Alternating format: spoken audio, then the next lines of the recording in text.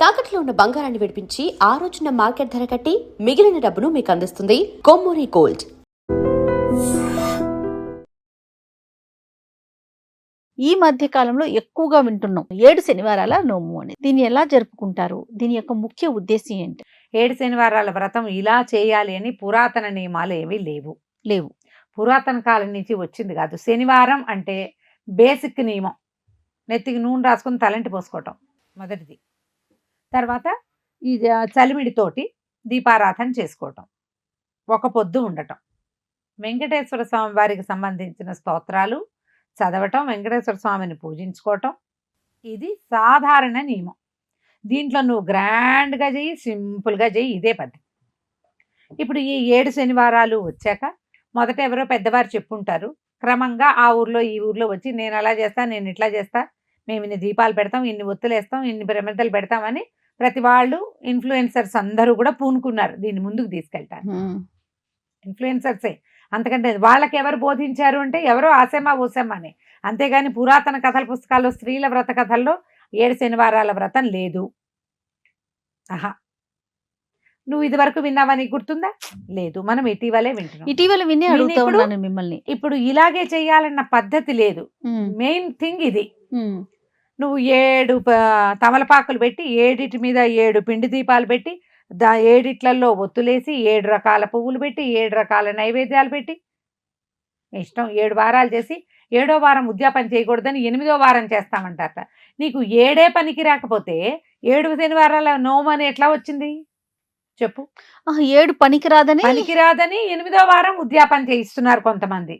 ఎవరి తెలివితేటలు వాళ్ళు వాడి వాళ్ళ రకంగా చేసుకుంటున్నారు. కాబట్టి మీరు కూడా మీ తెలివితేటలు ధారాళంగా వాడుకుని మీకు ఎలా కుదిరితే అట్లా ఒక నియమం ఏర్పరచుకుని మీరు మొదటి వారం ఏం చేశారో అన్ని వారాలు అదే చేసి 7 వారాలతో ఈ పూజని ముగించుకోవచ్చు. మీరు ఎవరైనా పిలిస్తే వెళ్ళటం జరిగిందా రమ్మగారు? మీ కుటుంబంలో ఎవరైనా చేశారా? నేనే చేశాను. నేను చేస్తాను. ప్రతి శనివారము చేస్తాను నేను. ప్రతి శనివారం కాదు, నేను అనేది 7 శనివారాలు అంటే ఇప్పుడు 7 వారాలు ఎవరు పిలుస్తారు? మన్ని పిలవరు. ఉద్యాపన ఎలా చేయాలి? ఇప్పుడు మామూలు వ్రతాల ఉద్యాపన లాగానే చెయ్యాలా అని అడుగుతారు. నేను ఈజీ మెథడ్ చెప్తా జయ. మీరు ఇన్ఫ్లుయెన్సర్స్ని చూసి వాళ్ళని చూసేది, వీళ్ళని చూసేది, ఆ కుర్రాన్ని చూసేది, ఆ మాతాజీని చూసేది, మన పక్కింటి ఆంటీని చూసి ఇంకోటి 100 ఫాలో అవ్వద్దు. ఒక్కళ్ళని చూడండి, లేదా అందరిని చూసి ఒకళ్ళని సెలెక్ట్ చేసుకోండి. వాళ్ళు ఏం చెప్తే అది చెయ్యండి, వాళ్ళు ఏం చేస్తే అది చేసుకోండి మీ వీలు. లేదా మీకు ఏదైనా పుస్తకం కనుక దొరికిందనుకో, వెంకటేశ్వర వ్రతకల్పం అని పుస్తకం దొరికిందనుకో, పుస్తకంలో ఏదుందో యథాతథంగా చేసుకోండి. లేదా నేను చెప్తాను, నన్ను ఫాలో అవ్వండి. సింపుల్. ఇప్పుడు ఈ పిండి దీపారాధన అంటారా? పిండి అంటే బియ్య పిండి. ఓకే. ఈ పిండితో ఒట్టి పిండి కాదు. పిండి ఎట్లా నీకు ఉండవుతుంది? అవ్వదు. దానికి సాయం బెల్లము, కొంచెం నెయ్యి, ఓ పాలు చొక్కేసి, ఒక అరటి పండేసి చలిమిడి చేస్తాం. అదొక తీయని పదార్థం. చలిమిడితోటి మీరు శ్రావణ మంగళవారం నోములు చేసిన వాళ్ళకి తెలుస్తుంది చలిమిడి దీపారాధన. అవును. వెంకటేశ్వర దీపారాధన కూడా చలిమిడితోటే చేస్తాం. అవి 7 ఉండలు చేసుకోండి మీకు నచ్చితే.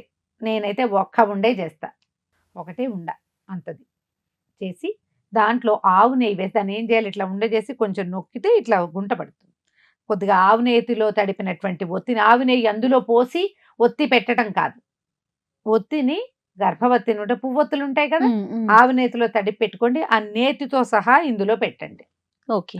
పెట్టి అది రెడీగా పెట్టుకోండి.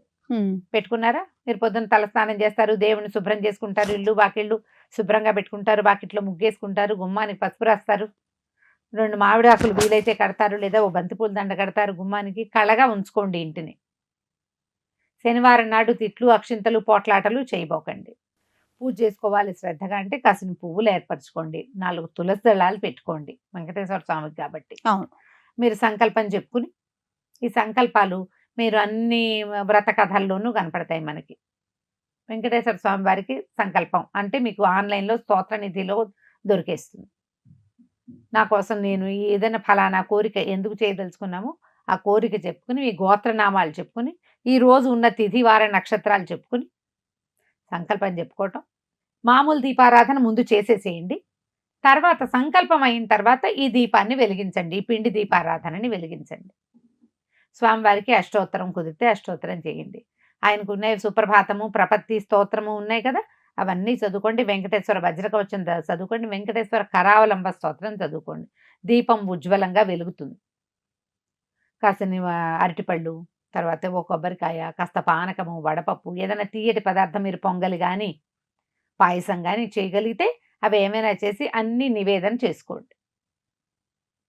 వెంకటేశ్వర వ్రత కథలు ఎవ్వరూ చెప్పటం లేదు, లేవు. ఓకే, పూజే ఇక్కడ వ్రత కథ. మామూలుగా వ్రతాలన్నిటికీ కథలు కథలు ఉంటాయి ఉంటాయి కదా, కదా. దీనికి కథ వ్యవహారం ఏం లేదు. ఓ, పూజ పూర్తి చేసుకుని స్వామివారికి నివేదన చేసి చక్కగా కర్పూర నీరాజనాలు ఇచ్చి దండం పెట్టుకోండి. ఇలా ప్రతి శనివారము ఇదే చేయండి, 7 శనివారాలు.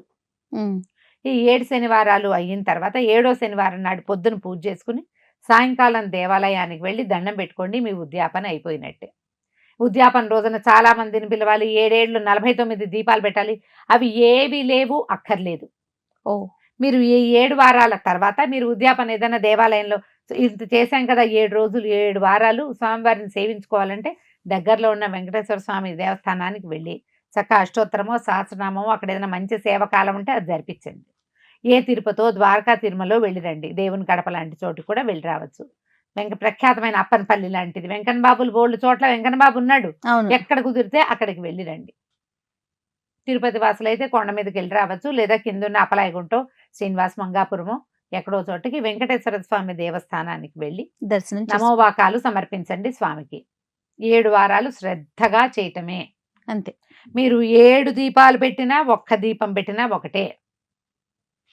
నివేదనలు మీ శక్తి అనుసారం చేసుకోండి. ఇందులో చాలా ముఖ్యమైనది మీ భక్తి.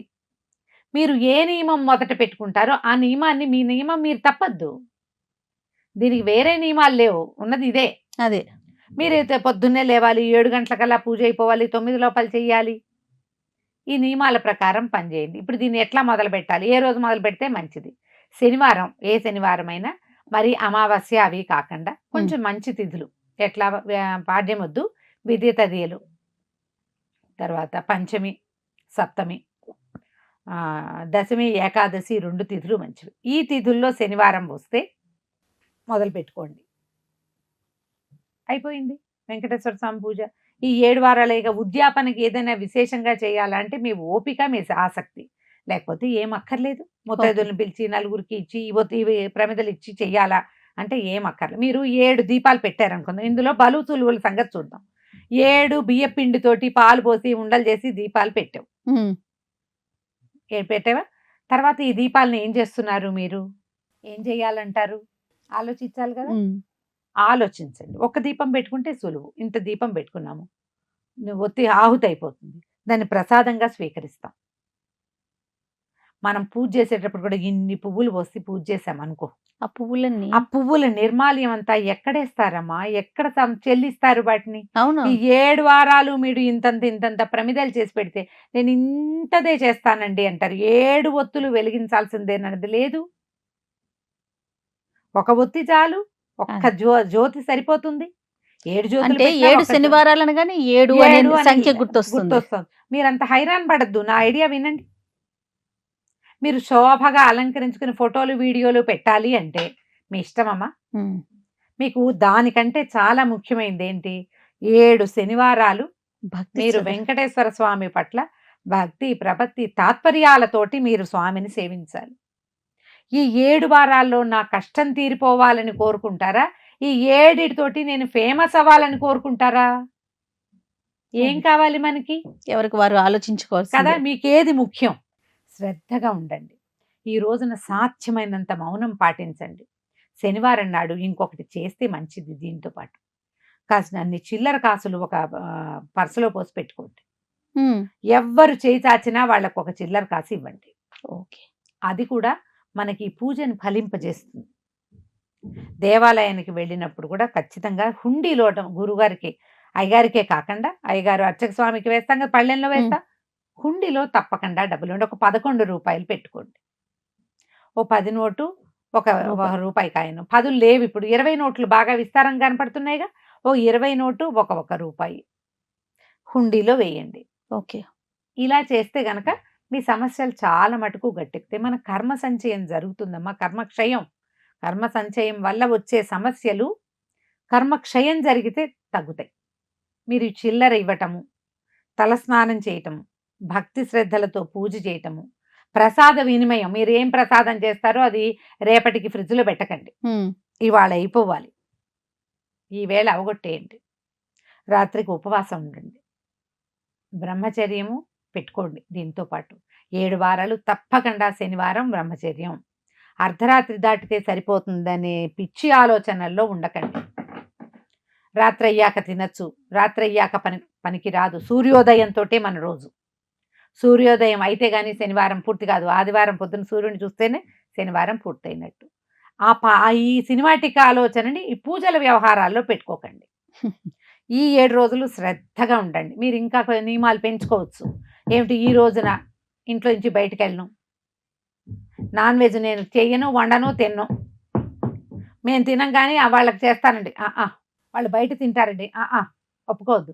మీ ఇంట్లో వాళ్ళ కోసమే కదా మీ పూజ గీజ అన్ని, బయట కూడా నువ్వు తినడానికి వెళ్ళలేదు ఈ శనివారం. మీరు అవన్నీ నియమాలు పెట్టుకుని దాని మీద దిటవుగా ఉండండి. మీ పని ఎందుకు అవ్వదో నేను చూస్తాను. నేను ఇది ఊరికే మాట వరుసకు చెప్తున్నాను. ఇలాంటివి ఏ నియమమైనా మీరు పెట్టుకోవచ్చు. ఒంటికాల మీద నుంచుంటాను అలాంటివి పెట్టుకోకండమ్మా. చేయగలిగేవి, మీ వల్ల అయ్యేవి వాటిని పెట్టుకోండి. కానీ మీ నియమాన్ని మీరు ఖచ్చితంగా పాటించి తీరాలి. ఇందులో మళ్ళీ ఆడవాళ్ళు పూనుకుంటారు ఈ పూజలన్నింటికి.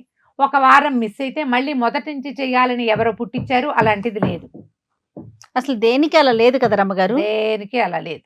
ఏ వ్రతానికి, ఏ నోముకి, ఏ పూజకి లేదు.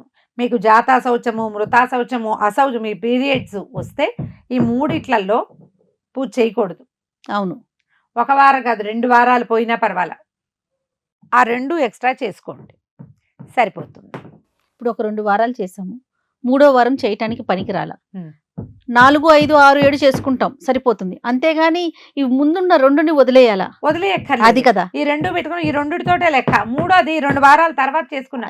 ఇప్పుడు ఇందులో మీరు వాంటెడ్లీ నేను మానేస్తాను కాదు, మీకు ఏదైనా ఇబ్బంది వస్తేనే మానండి. మళ్ళీ ఎక్కడ మొదలు పెడితే అక్కడే పూర్తి చేయాలని కూడా లేదు, అలా లేదు. మన ఇంట్లో చేసుకున్నాం, అమ్మ వాళ్ళ ఇంటికో అక్క ఇంటికో వెళ్ళాం, చేసుకోవచ్చు పూజ. అమ్మ ఇంట్లో పూజ చేసుకోవచ్చు, అమ్మ ఇంట్లో పొంగల్ చేసుకోవచ్చు. కాబట్టి ఏమి అనుమానాలు లేవమ్మా, సింపుల్ గా చేసుకోండి. మీ సొంత నియమాలు మీరు పెట్టుకోండి, వాటిని దాటకుండా మాత్రం ఉండండి. తప్పకుండా రమ్మగారు. ఖచ్చితంగా మనకి కలో వెంకటనాయక అన్నారు. వెంకటేశ్వర స్వామి మన కోరిన కోరికలు తీరుస్తాడు. ప్రత్యక్ష దైవం కాబట్టి వారిని నమ్ముకుని ఆయన పాదాలు పట్టుకుని నియమబద్ధంగా పూజ చేస్తే తప్పకుండా ఫలితం లభిస్తుంది. తప్పకుండా రమ్మగారు. నమస్తే. నమస్తే G. And for more videos, please subscribe to iDream. Please subscribe to iDream. Please subscribe iDream. And please subscribe to iDream. For more videos, subscribe to iDream. please like, share and subscribe to the channel. Congratulations, iDream. Subscribe to iDream. Subscribe to iDream. So subscribe to iDream Media. iDream ki iDream team andarki huge congratulations. Please subscribe iDream Media. Please subscribe to iDream. Subscribe iDream. Please subscribe to iDream. iDream అంటే నా కళల channel subscribe చేసుకున్న నోరు తిరుగుతలేదు, మీరైతే గంట గుర్తు కొట్టండి. For more such videos, please subscribe to iDream. Subscribe to iDream. Please subscribe to iDream. Please subscribe iDream Media. Please do subscribe to iDream. Please subscribe to iDream Media. For best entertainment and information, please subscribe iDream. And don't forget to subscribe to iDream.